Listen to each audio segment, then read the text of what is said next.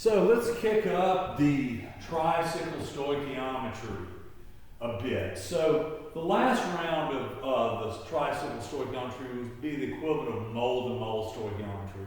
We're dealing just with the raw amounts of the actual materials that are in the equation, like just the number of frames and just the number of wheels and just the number of tricycles.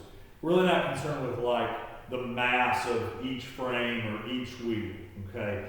But we're going to add that into here where we have to convert for mass, and so this becomes gram to gram stoichiometry or kilograms. That way we're not writing big numbers here. So back in the day when bicycles and tricycles were actually made of all metal, the frames would often be a fairly light steel, but still steel, so pretty heavy by today's standards. Like, say it was 2.2 kilograms of steel for a tricycle frame. And aluminum being a lot lighter, let's say the aluminum was 0.17 kilograms. It's probably actually heavier than that, but regardless, for a wheel. So there's the relationship of mass to mass. So let's say I have 145 kilograms of aluminum that are available for building wheels. So how many kilograms of steel would we need to maximize the use of the aluminum that we have available? So this is gram to gram or mass to mass stoichiometry. So we need to convert our mass of aluminum to a wheel. So it's kind of like grams to moles. And then that's our known. And so our unknown is the frame. And we want the frame also in mass. So we would convert from the frame or the moles to the mass of the steel that's actually in each frame, and then adding up the weight of all the frames together. So that's the mass. So see if you can work out that equation, and then based on that, see how many bicycles we would produce in this particular case. Hint, once we've established how much weight of the steel we would need for this, we could use either the steel of the frames or the aluminum of the wheels as our known to figure out how many tricycles we make. It doesn't matter. So pause the video, give it a try. Let's see how you do in our tricycle mass-to-mass stoichiometry. So here's our results. Let's see how you did.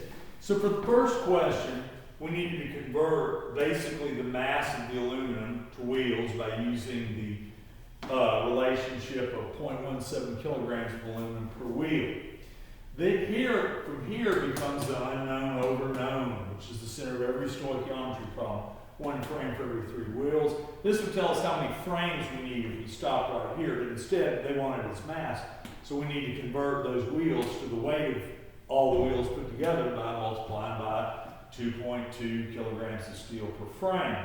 And that tells us that 625 kilograms of steel in theory would produce enough frames to match up all the wheels that would be in theory produced from 145 kilograms of aluminum. So how many bicycles we could produce?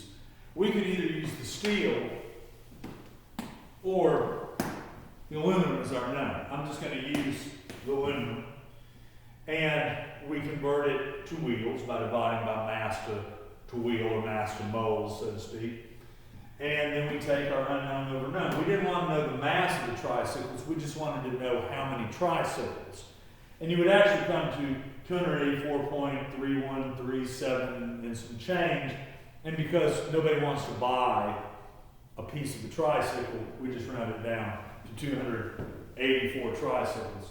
So in short, this is practical stoichiometry that people in businesses and factories, stores, agriculture, you name it, do all the time. Stoichiometry is nothing but math ratio relationships according to some sort of a recipe. You can apply this to baking cakes from so much cake mix and eggs. It doesn't matter. This is just learning to think in terms of ratio relationships. That's all it is. You can apply this to this class. You can apply it to physics. You can apply it to your job. apply it to everyday life.